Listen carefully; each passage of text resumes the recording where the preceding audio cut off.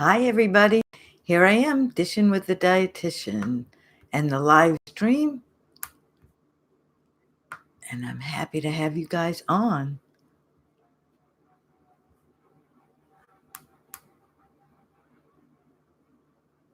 If you're here, as always, please give me the thumbs up button, and that will let me know that you're here. And I see I got a few people here, and give me the thumbs up button to let me know that you're here. I'm loving that you are. And if you'd like to say hello, definitely. We have a few minutes before I officially start, and I'd love to say hi to you guys and know who's out there. So, thank you. Oh, you guys are just the best ever for being with me on the live stream. This is a really interesting topic, the ketogenic diet. So that's what we're going to talk about today. But if you're definitely hello to who's out there. If you want to say hi, let me know you're here. Let me know who you are. And thank you for the thumbs up button, whoever did that. Hi, Sina. How are you? And Boo, you're always hello. You guys are just the best. Awesome. I'm loving having you on the live stream. This will be an interesting one for both of you. I'll be so curious to hear your takes on this. I'll show you where the science takes us. And we'll do an honest review of the ketogenic diet because it has been so popular. Let me know if you guys know anybody who's done it or you're thinking about maybe trying this yourselves. We'll talk about all of it. So that's why it's great to have a live stream so we can have a live discussion as to what we're thinking. And I'll show you some science, but you'll tell me what your thoughts are. So it'll be great. Thanks so much for saying hi, you guys.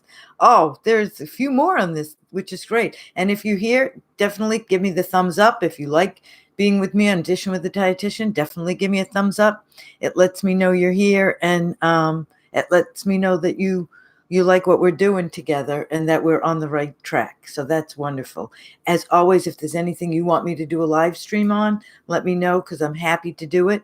Most of the live streams has been a result of suggestions from all of you. I'm just keeping a close tabs on the clock so that I start on time. But I'm thrilled that you're here. Thanks for saying hi, you guys. Anybody else who'd like to say hi and let me know who they are? I'm thrilled to have you join on Dishin with the Dietitian. So this is great. In 1 minute, we're going to start officially. But I don't know about you, but maybe I'm wondering if you guys know what's exactly involved with following a ketogenic diet, because it may not be what you think it is. So it'll be interesting to see. Hi, Richard. How are you? So happy you're here. This is awesome. This is what makes a live stream, is having you guys here. So I'm thrilled, but it'll be interesting to see. I'm going to talk about the ketogenic diet, and you're going to tell me if this is what you thought it was, or maybe you had a different perception of what's involved in the ketogenic diet.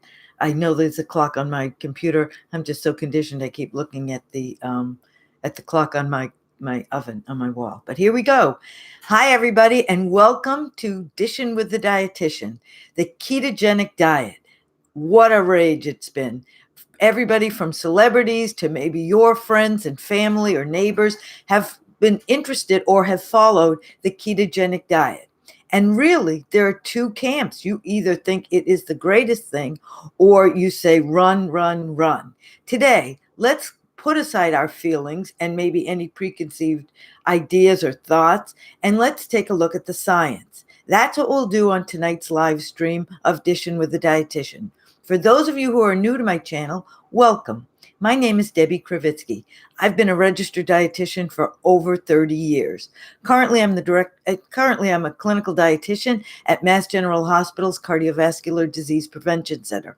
I also have a private practice. I consult with many corporations. I've appeared in national publications such as Harper's Bazaar, Family Circle. I've written journal articles on the review of the diabetic guidelines for AACVPR, a national organization on cardiovascular and pulmonary research. And I have also contributed to a chapter in a book on facing heart disease written by cardiologists from Massachusetts General Hospital. And I have also appeared in television. It gives me my greatest joy and pleasure to be able to provide you with current, accurate, evidence-based nutrition information so that you can reach your dietary goals. Together, we will shop, we'll cook, and I will navigate the way. So let's get started. If you are new to my channel and have not yet subscribed, please consider doing so, because that will allow me to continue to do this, to provide you with accurate evidence-based nutrition information. So hit that red box that says subscribe. And if you do like what we're talking about, give me that thumbs up button. And of course, any questions or comments, feel free to put them in, because this is a hot button area. People have very definite ideas over whether or not they should or should not do the ketogenic diet. So let's first talk about what it is. To be on the ketogenic diet, you want to put your body in a state of ketosis, which means you want to change the fuel source that it's typically used to having. The cheapest source of fuel in our body comes from carbohydrates. And when you go on a ketogenic diet, you change all that. Your ketogenic diet is not a high protein diet, like many of you might think. Let me know if you were under the impression that this was a high protein diet. It is not. The ketogenic diet is actually a high fat diet. 75% of your calories will be coming from fat. 15% will be coming from protein, and only 5%, or approximately, will be coming from carbohydrates. For those of you who go on a ketogenic diet and find that they're not losing weight, it might be that you have a little bit more insulin resistance, that you're having you're more difficulty breaking down carbohydrates, so you need to go even lower. And in general, it can be anywhere from 20 to 50 grams of carbohydrates every day. To give you an example, an apple will give you 5 grams of carbohydrates. A slice of bread gives you 15, and I'm telling you that you might stay at 20 or the most 50 grams of carbohydrate to achieve ketosis. And how long will it take you to achieve ketosis? It'll take you about 72 hours to get there. What does the science tell us? Is it good or is it bad? You'll definitely, as your body switches fuel, and you'll pull a lot of water from your body, and you will see you're going to run to the bathroom quite often, and you're going to see the numbers on the scale go down. That's thrilling for many people who are looking to do this as a weight loss plan. So you will lose weight. The question is it sustainable, and what are you losing? You're going to lose, as most of your calories are coming from fat and not a ton from protein. You're going to lose not only some fat, but also some muscle. And that is going to impact your ability to maintain weight loss over a long period.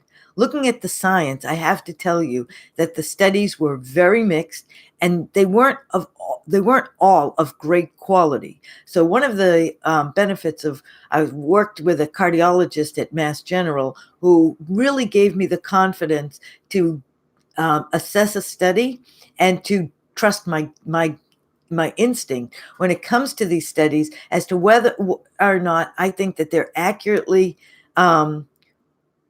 interpreting the results of the study or not. So I have to tell you that I do trust myself when it comes to reading these studies and deciding if they're good or not. And many of them, I have to take you frankly, was not good. And there's as fewer good studies as they are, there's even fewer long-term studies. And that's really what you want to look for. So when we assess any kind of dietary change, you want to know not only can you get there, but can you stay there? So definitely, will you lose weight on this diet?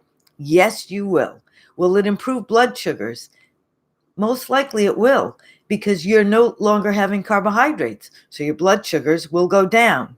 Does that mean if you're listening to this and you're a diabetic, you should do this? I'm going to say let's flash the yellow light. Caution here.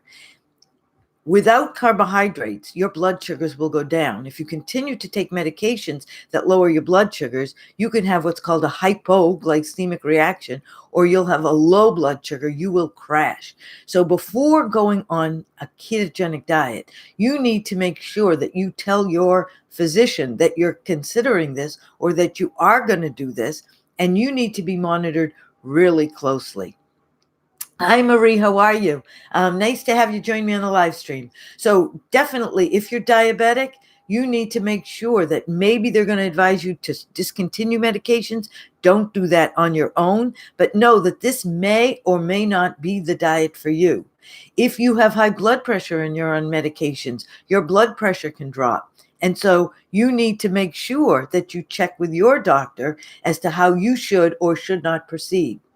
If you have heart disease, many people feel palpitations or and so you need to make sure that you check with your doctor as to whether this is a good choice for you or not.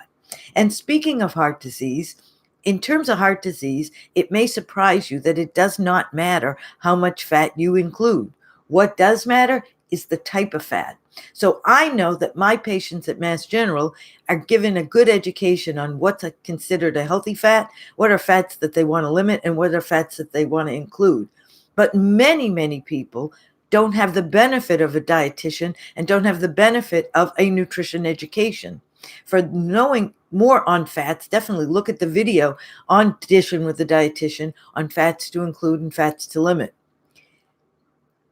If you feel that this is going to be your gateway to cheeseburgers as long as you skip the bun, yes, that will keep you in ketosis, but it will also increase your intake of a kind of fat called saturated fat.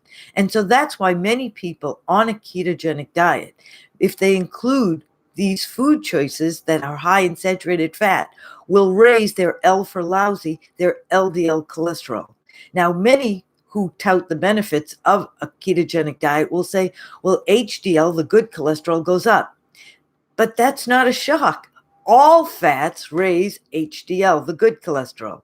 But if you're also including the saturated fats, you're going to raise the LDL, the bad cholesterol. And this LDL cholesterol is a predictor for a future coronary event. So always keep an eye on your LDL. So if you are considering going on a ketogenic diet, I would suggest that you be very mindful of your fats and what kind of fats that you're going to include. So look at your fatty meats, look at your intake of red meat, look at the full fat dairy, which is included. Low fat dairy is not allowed on a ketogenic diet. So be mindful of that. Definitely include more nuts and seeds and use healthy oils, because otherwise your LDL cholesterol will definitely go up. It will also take you a period of time to readjust to changing your fuel source. So for those of you who decide to go on a ketogenic diet, and you can tell that I'm trying to be as open-minded as I possibly can, that at the beginning, you might feel what's called the keto flu. It's your body's adaptation to the fuel source, going from carbohydrates to burning fats. You might feel sick. You might feel like you're in a fog. You might feel dizzy or lightheaded. You could have a headache. Sometimes you can feel nauseous and vomit. You might have some GI distress, and definitely fatigue and lethargy. And this usually lasts a few days. Now, I have to tell you, if I came to work for a few days feeling like that as I was adjusting, that wouldn't bode well at work at all. They wouldn't take to it in any which way. For me, already, I'm out. But know what your schedule is and see how you feel. To minimize the impact of the keto flu, you need to drink enough fluid and you need to try to get plenty of sleep, because you're definitely going to be tired, and it does pass. Hi, Janice. So happy to have you on. See, I told you we always had Tuesdays. You also might experience diarrhea, probably due to this high fat intake. It's putting tremendous stress on the gallbladder. The gallbladder is the organ that produces bile, which will help you to break down fats. And it just might be overwhelmed with the sudden intake of increased fat. And so you might experience some diarrhea. You also, if you're having full fat dairy, maybe you didn't realize that you had an intolerance to dairy. Maybe you could do a little bit, but you crossed the threshold, and now you had a problem. And that also could contribute to diarrhea. Most studies show that there will be a reduced performance in for athletes, and that Well, some athletes say, no, I actually did better, felt better, never felt better.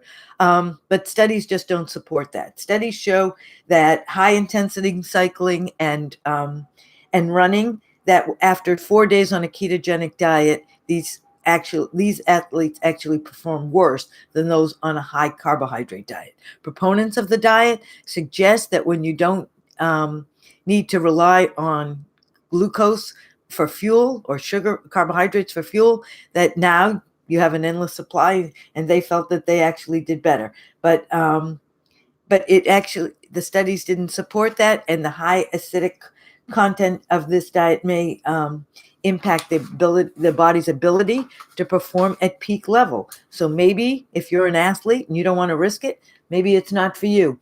Great program today for people who might be using ketosis to help battle their sugar hunger, to the hungry cancer. Do you have any feelings about using an MCT oil supplement and regular low carb diet? It's a great question. I do have strong feelings about this. I'm trying to be very neutral first in my approach of the science, but MCT oil would be fine to use.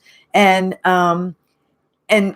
you can I'm going to talk to you about the role of carbohydrates in just a minute. So if I know I'll get to it, but just in case I don't, type in again so I make sure to get back to you. For diabetics, definitely, as I said, make sure that you understand that when you're in ketosis, that's one level, but you are now going to be at an increased risk for developing the next phase, which is ketoacidosis.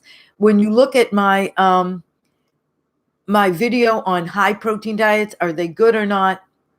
I explain ketoacidosis, in which your body becomes much more acidic. You hold on to sodium, you eliminate potassium. It's exactly the opposite thing that you want to do. Puts tremendous stress on your heart as well as on your kidneys. And so you need to be mindful of this, particularly if you're diabetic. So make sure that if you are diabetic and you're considering this, while blood sugars can improve because of the low carbohydrate intake, you need to make sure that you are closely monitored to watch for that. You also will lose muscle. A pound of muscle at rest burns 2 to 3 times more calories than a pound of fat. By virtue of the fact that you're going to lose muscle, you're going to lower your metabolic rate, that rate at which you burn calories at rest. This is not necessarily, for most people, this is not a sustainable diet.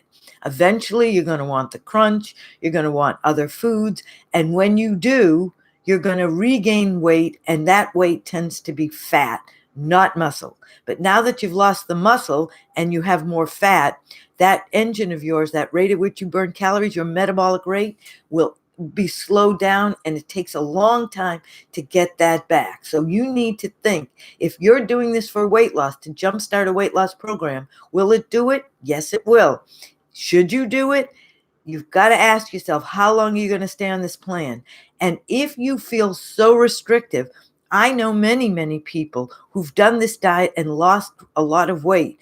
But then when they finally got to that finish line, they said, no, I'm just going to cheat for a few days and then I'm going to get right back. I'll be good. But they just felt so restrictive that once they started to include foods that they hadn't in so long, that they just couldn't help themselves. And bam, the weight came back, and it actually became harder for them to now go forward and to continue any weight loss or weight maintenance issues. So you need to ask yourself, how am I going to transition out of this once I get to my goal? Because this is not a long-term plan.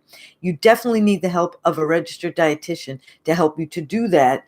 And you need to be really strong-minded about this, because it's hard to do, particularly after you've restricted yourself for so long. It's much easier to go black or white.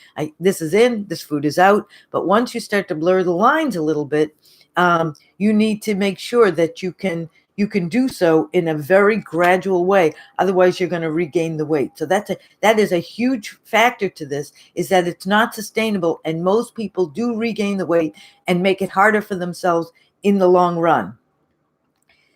While some people suggest that it lowers risk for heart disease and diabetes, many suggest the exact opposite. There was just a recent study done with 25,000 people, and it looked at those who did had the lowest carbohydrate intake, lowest carbohydrate diets, they actually increased their risk of dying from all cause, including cancer, cardiovascular disease conditions, and all other causes, much more increased risk, particularly when compared to plant-based diets.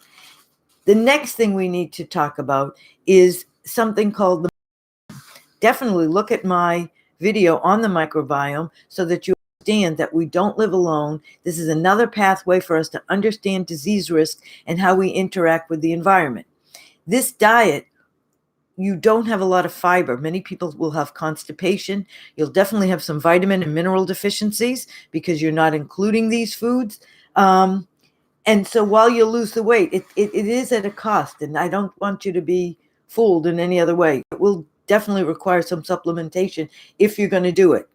There was just a recent study done looking at something called TMAO, which was found to be when it's in your bacteria in your gut, that when it's high, it is associated with increased risk for coronary heart disease. And when this risk is attenuated by the foods that you eat.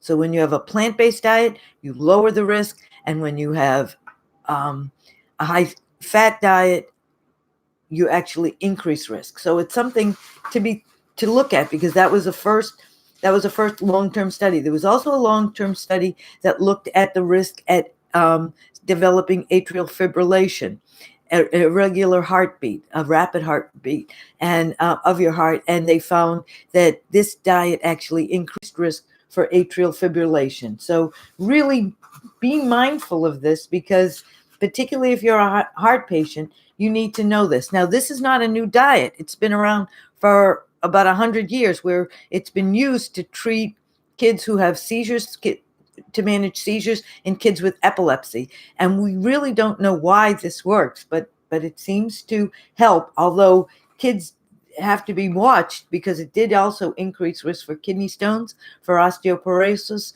for high cholesterol levels, hyperlipidemia.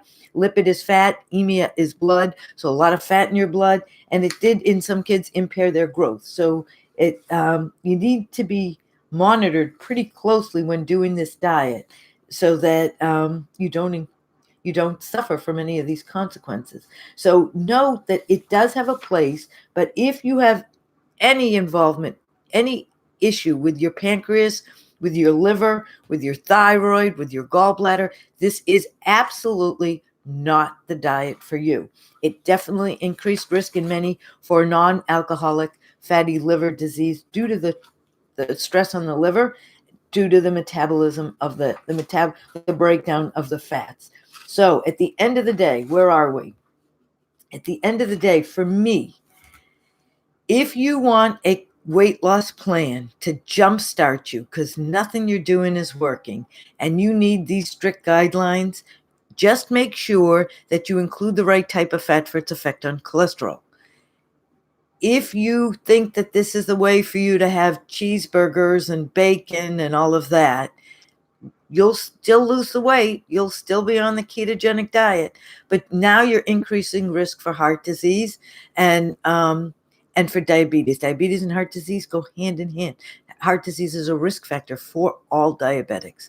So you need to make sure that you're mindful of that.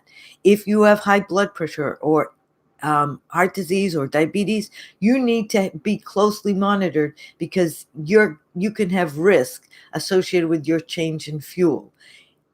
Generally, it's a very expensive diet, and generally it is not a sustainable diet.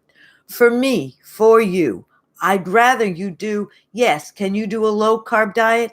I think that the idea is knowing what I know, knowing what you know now about the microbiome, the idea that everything starts in the gut, that we have to look to the fact that we're the host to tens of trillions of bacteria in our gut, and they impact how you interact with the environment and your risk for chronic disease, but also your ability to focus and learn, your mood, all of it.